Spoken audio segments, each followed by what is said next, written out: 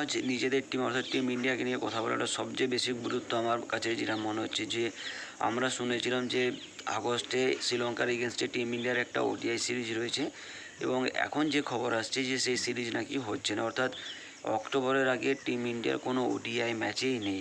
এবং 2027 যে আমাদের ওডিআই ওয়ার্ল্ড কাপ ছিল সেখানে আমাদের আশা ছিল বিরাট কোহলি এবং রোহিত শর্মাকে আমরা শেষবারের জন্য টিম ইন্ডিয়ার জার্সি পরে খেলতে দেখবো এবং তাদের একত্রে যে ওডিআই সিরিজ জেতার স্বপ্নটা রয়েছে এবং আমাদের যে স্বপ্নটা পূরণ হওয়া রয়েছে সেই স্বপ্নটা আমরা পূরণ হতে দেখতে যাই।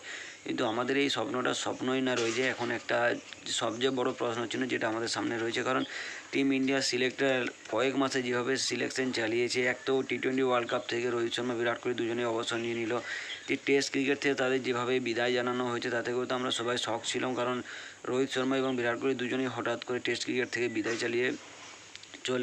জানিয়ে চলে যায়। অপর দিক থেকে পাকিস্তান যেভাবে আমাদের পিছনে লেগে রয়েছে, একবার তো যুদ্ধ হয়ে গেল, অপর দিকে পাকিস্তানের সমস্ত ক্রিকেটাররা আমাদের পিছনে পড়ে রয়েছে এবং তাদের কথা অনুযায়ী পাকিস্তান যখন ইংল্যান্ড ট্যুরে যাবে তখন ম্যাচ দেখার মতো হবে। টিকিট এত বিক্রি হবে যে টিকিটের টাকা 200 পাউন্ড ছুঁই হয়ে যাবে, অর্থাৎ 150 পাউন্ড বা 165 পাউন্ডে পাকিস্তানের টাকায় 40,000 টাকা। অর্থাৎ যদি 200 পাউন্ড হয়ে যায়, পাকিস্তানের সাপোর্টাররা টিকিট কিনে কীভাবে পাকিস্তানের খেলা দেখবে ইংল্যান্ডে গিয়ে, সেটাই আমার কাছে সবচেয়ে বড় প্রশ্ন। তার থেকে বড় প্রশ্ন, পাকিস্তান অন্যান্য দেশে ট্যুরে কেন যায়, অর্থাৎ বাইলেটারাল সিরিজ খেলে তারা কেন যায়? কারণ পাকিস্তান যেখানেই যায় সেখান থেকেই হেরে আসে। তো পাকিস্তানের মহিলা দল যেভাবে আয়ারল্যান্ড ট্যুরে গিয়ে তাদের ম্যাচ চলছে, তারা টি-20 সিরিজ অলরেডি হেরে গিয়েছে, 3টা ম্যাচে টি-20 সিরিজ ছিল, 2টো ম্যাচ হেরে গিয়েছে। প্রথম ম্যাচ পাকিস্তান প্রথমে ব্যাট করতে নামে হেরে যায়,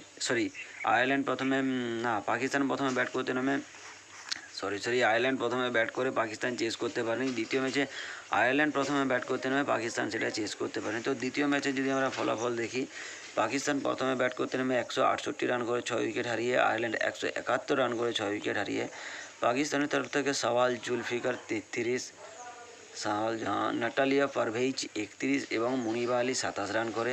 আয়ারল্যান্ডের তরফ থেকে লুনা ম্যাকব্রাইড 27-এ 2, কারা মারি 33-এ 2 এবং ওলা প্রেন্ডারগেস্ট 22 রান দিয়ে 1 উইকেট তুলে নেয়। ওলা প্রেন্ডারগেস্ট প্রথম ম্যাচের মতনই সেকেন্ড ম্যাচেও তার ব্যাট হাতে আগুন ঝরায়, সে ব্যাট হাতে 51 রান করে।